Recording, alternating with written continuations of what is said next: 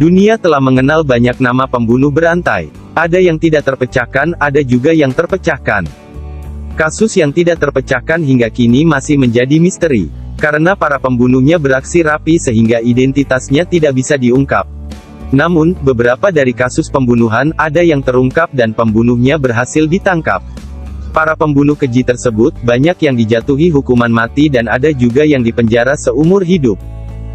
Penasaran siapa saja nama-namanya? Simak 5 pembunuh berantai yang berakhir tewas berikut ini. 1. Andrei Chikatilo, penjagal dari Uni Soviet, merupakan seorang pembunuh sadis sekaligus seorang kanibal. Pada tahun 1990, setelah pernah beberapa kali ditangkap dan dibebaskan kembali, polisi akhirnya kembali menangkap Andrei. Ia dituduh atas 56 kasus pembunuhan yang kebanyakan korbannya adalah wanita muda yang ditemukan dalam keadaan tanpa payudara dan rahim yang hilang. Saat diinterogasi, Andrei mengakui semua perbuatannya. Ia mengaku bahwa dengan memakan payudara dan rahim para korbannya bisa memuaskan hasrat seksualnya yang selama ini ia anggap kurang. Andrei pernah berkata, "Ketika aku menggunakan pisauku, ada perasaan lega.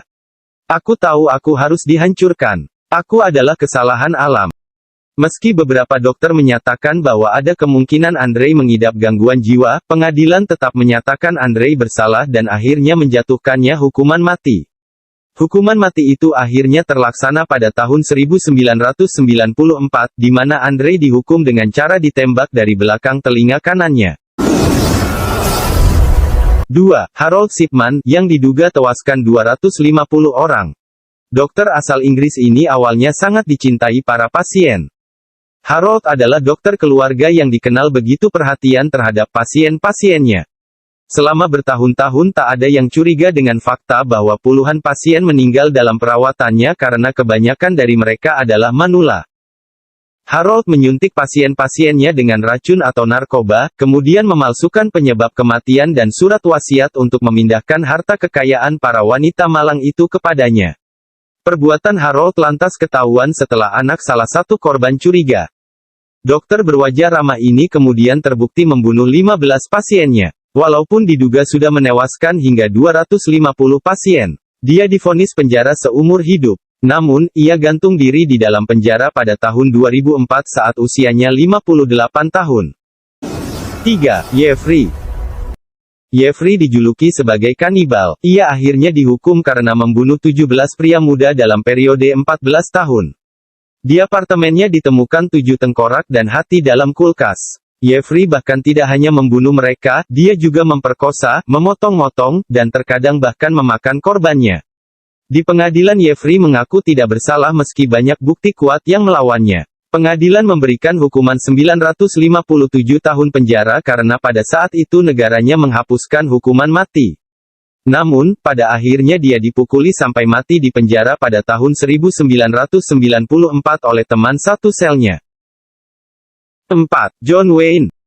John Wayne adalah seorang pemerkosa dan pembunuh setidaknya 33 remaja dan anak laki-laki, di Amerika Serikat pada sekitar tahun 1972 sampai tahun 1978.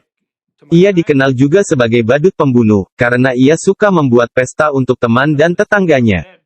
Serta menghibur anak-anak dalam kostum badut dan berdandan sebagai pogo si badut. Ia membawa korbannya dengan menjanjikan uang untuk seks, menawarkan pekerjaan di kontraksi miliknya, atau membawa secara paksa. Sampai di rumah para korban akan diborgol, dan memasukkan kain ke dalam mulut mereka agar tidak berteriak.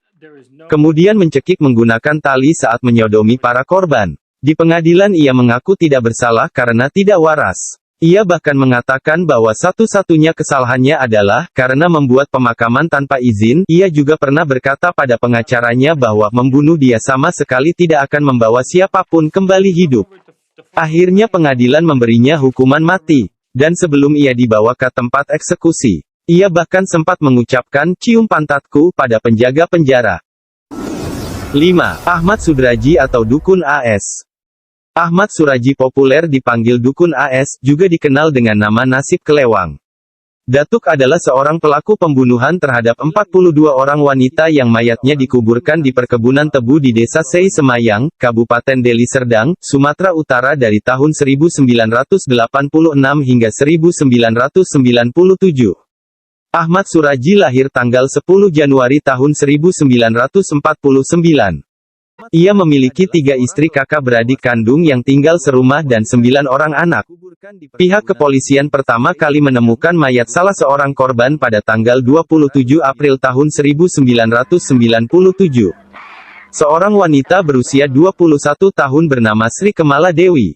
Seminggu kemudian, seorang saksi mengatakan bahwa pada hari Dewi menghilang, ia telah mengantarkan Dewi ke tempat tinggal Suraji.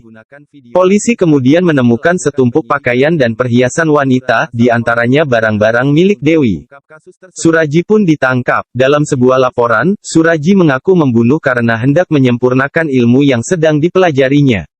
Agar ilmunya sempurna, ia harus membunuh 70 orang wanita dan mengisap air liur korban. Ilmu ini sendiri ia dapati dari ayahnya saat ia masih berusia 12 tahun.